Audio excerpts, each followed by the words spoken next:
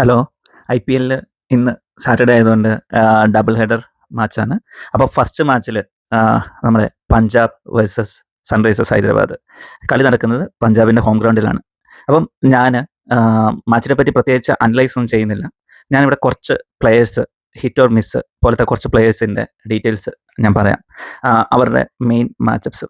അപ്പം നമുക്കറിയാം ഹൈദരാബാദ് മെയിൻലി അവരുടെ പവർ എന്ന് പറയുന്നത് ബാറ്റിംഗ് ആണ്. അപ്പം ടോപ്പ് ഓർഡറിൽ വരുന്ന Abhishek Sharma, Travis head, Ishan Kishan, Heinrich Klaasen, അങ്ങനെ ഒരു എക്സ്പ്ലോസീവ് ആയിട്ടുള്ളൊരു ബാറ്റിംഗ് ഓർഡറാണ് ഹൈദരാബാദിനുള്ളത്.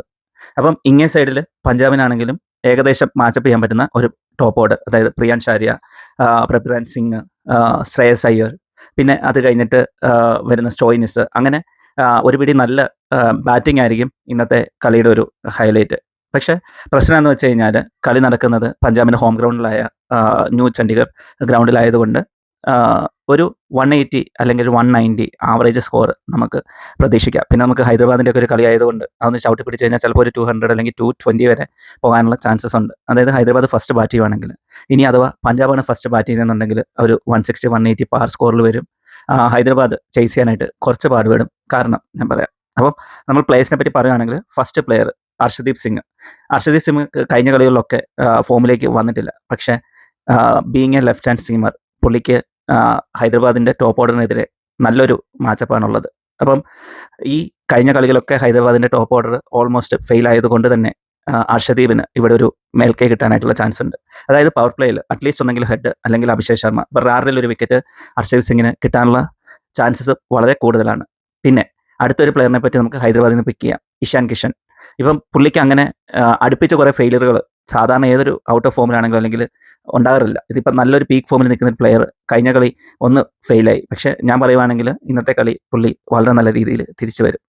പിന്നെ ഫെയിലിയർ ആകാൻ ചാൻസ് ഉള്ള ഒരു പ്ലെയറിൻ്റെ പേര് ഞാനിവിടെ പറയാം.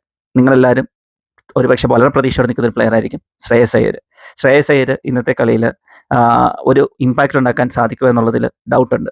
കാരണം ശ്രേയസ് അയ്യറുടെ ഒരു മാച്ചപ്പ് വരുന്നത് നമ്മുടെ ജയദേവ് ഉനഡ്കട്ട്. പുള്ളി ഈസി ആയിട്ട് ശ്രേയസ് അയ്യറുടെ വിക്കറ്റ് എടുക്കാനുള്ള, കാരണം പുള്ളിയുടെ വേരിയേഷൻസ്, പുള്ളിയുടെ പേസ്, അങ്ങനെയെല്ലാം വെച്ച് നോക്കുമ്പോൾ ഉനഡ്കട്ടിന് അതിൻ്റെ ഒരു ചാൻസസ് ഉണ്ട്.